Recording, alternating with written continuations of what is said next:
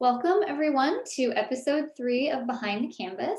Becca and I are really excited to be back and sharing a bit more information with you. And this week is a topic that I'm pretty excited about because it's a chance for us to kind of share IAS opportunities with other people, which I think is really exciting. As you may have heard or seen, we are in the process of building a new facility where we will actually be able to welcome people to the art station for the first time ever. And with that comes a lot of really awesome opportunities for you as members of our community to get involved with Illinois Art Station. And so that is really what we wanted to talk about today. So the opportunities that you might have to share in the Illinois Art Station story. So we will jump right in.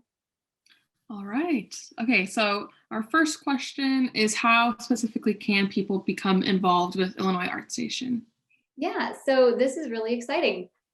As I mentioned a second ago, with the opening of the new facility, we will have so many opportunities for people to volunteer with us. So that would be one of the primary ways I think members of the community could become involved, which is through our volunteer opportunities.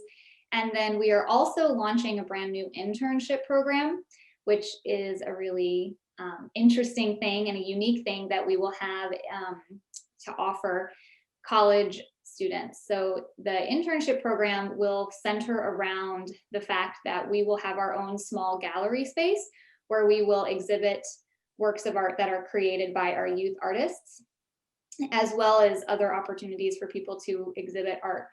But along with that gallery space and these exhibitions comes work, right? People to actually make these exhibitions happen. And so we are recruiting current or incoming juniors and seniors in college or graduate students who might have an interest in the curatorial process to step on board with us as interns to help produce these exhibitions. So it will be a very kind of in-depth internship. They last one semester, so you work with me for a semester on designing an exhibition and helping kind of put that into place. And then exhibitions that are currently on view at the time that you're interning will also give you an opportunity to engage members of the public with a small exhibition. So I'm really excited about that opportunity, which hopefully both of these opportunities will start around the summer and into the fall of this year. So it seems a little early right now when we're thinking about, July, August, September, but now is the time for people to tell us that they're interested and apply for these opportunities and really kind of nail down the times in their schedule to participate. So you touched on the volunteer program a little bit, but can you dive into a little more specifics on what the volunteering and the intern program will entail?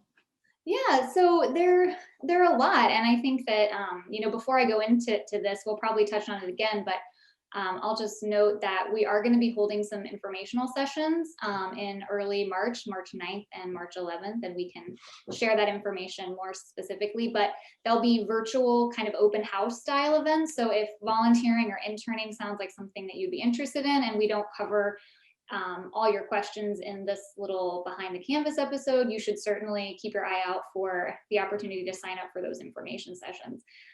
I just know that these topics are so big, we're not going to be able to cover them in the 15 minutes that we have, but we will definitely provide opportunities for you to learn more. But the sort of short answer to that question, volunteering, we are primarily going to need volunteers who can help us in two main areas. So our education department and then visitor services. So education interns really would be helping kind of be on the ground in a program with one of our educators. So you would not have to like lead a class by yourself or be responsible for lesson planning or any of that. You're really there to provide support to an educator so that we can best serve the needs of the students who are participating in our programs. And so if you're interested in kind of getting a little more hands-on experience with kids and art making, that would be an area that would be really great for you to kind of try to step into and volunteer. It's never boring, it's dynamic. There's always something new and fun to experience when you're actually working with kids on the ground making art. It's pretty great. Visitor services are also very important, but they get to kind of be a little bit more broad in the work that they do. So they'll help welcome visitors, take admissions, answer questions, kind of all of those things that are really important for a visitor experience. So someone coming in to the art station for the first time who might not have a lot of experience with what we do, those volunteers really help create that welcoming environment and atmosphere that will make the art station really approachable and exciting for people to come visit. So those are the two kind of areas. In terms of the timing or how that might all play out, we're hoping that volunteers would be able to commit to at least 1 3-hour time period a week. So, obviously not everyone's going to be able to be super consistent with that. And I think, that's fine. We can work with people for the most part, but if that's kind of really the best benchmark, is just assuming that you have a 2 to 3 hour window at some point during the week that you could give up some time, and that would be your sort of time commitment. We have lots of opportunities on the weekends. So if you're kind of a 9 to 5er Monday through Friday, but you want to give up some time on the weekends, there's definitely opportunities for that. If your schedule is flexible or you're retired and you want to kind of step out during the middle of the week, we also have opportunities then as well. So kind of just a little bit of everything, really. So now that we know what these opportunities are, who can volunteer and who can intern? Right. So for volunteers, we're asking that volunteers be at least 18 or older, just as sort of a caveat. But there are no sort of prerequisites for volunteering. You don't have to have any experience with art or education necessarily. It'd be great if you have a love of those things. Like if you enjoy art, if you enjoy children, that's definitely going to serve you in terms of being a volunteer with us, because those are the main things that we do. But don't be intimidated if you babysat when you were in high school, but you haven't really worked with kids since, or if you never touched any kind of art supply. That's totally fine. We mostly just need people and want people who feel a passion for making a difference and working with children and kind of building those experiences for others. I think we'll touch on it maybe a little bit, but we train our volunteers. So we don't expect you to come in with a whole array of knowledge. When you sign on to volunteer with us, there's anywhere from a 4 to 8 week period where we're just going to spend 1 day a week, one kind of chunk of time every week going over anything that you might need. So there's definitely that period of time where you can learn and feel comfortable before you have to jump into working with toddlers or something, so to say. For the internship, that really is for college and graduate age students, or students, doesn't matter your age necessarily, just you must be registered or enrolled in a college or university and going into at least your junior year to intern with us for this program.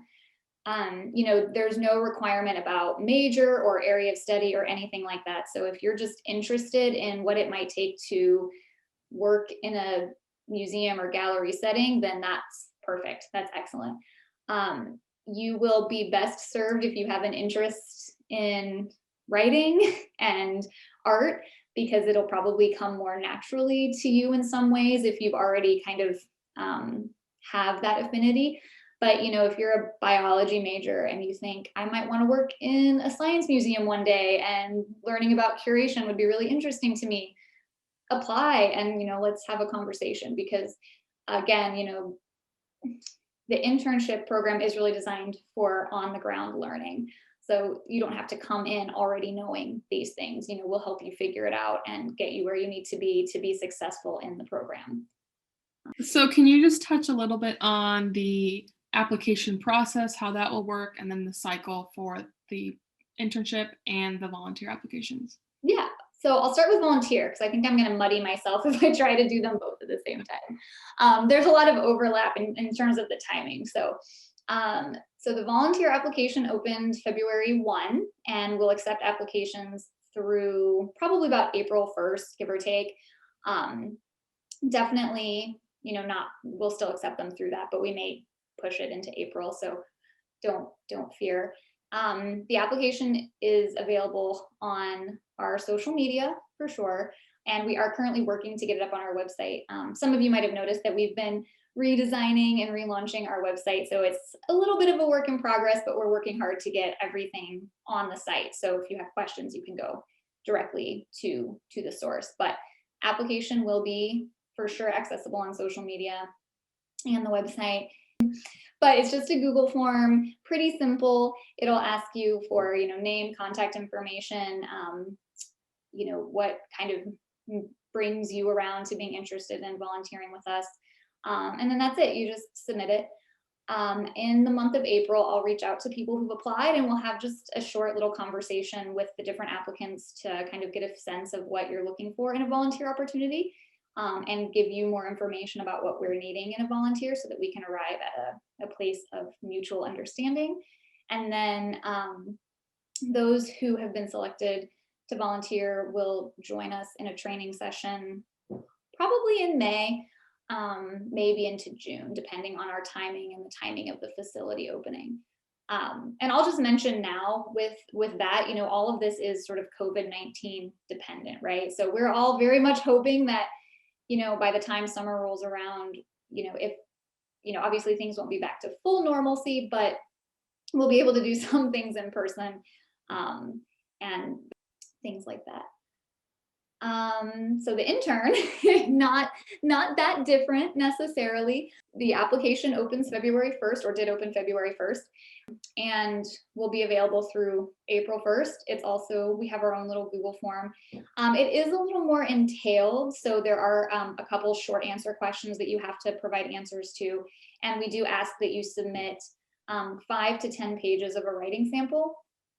5 of those, at least 5 pages, hopefully of a research-based assignment is what we're looking for. So if you have, you submit like a 5-page mini research paper and you have some extra writing that you feel really strongly about that you want to submit, you could add that up to 10 pages as long as we meet that 5-page minimum. And then we'll ask you to give us names and contact information for 2 references, and we will email those references with a form that they have to fill out for you. And then that kind of completes your application process. So the application itself, writing sample, and then the reference recommendation information. After April, we'll have a similar process where we will have a brief interview period during the month of April, and then those selected will know by May if they have the internship.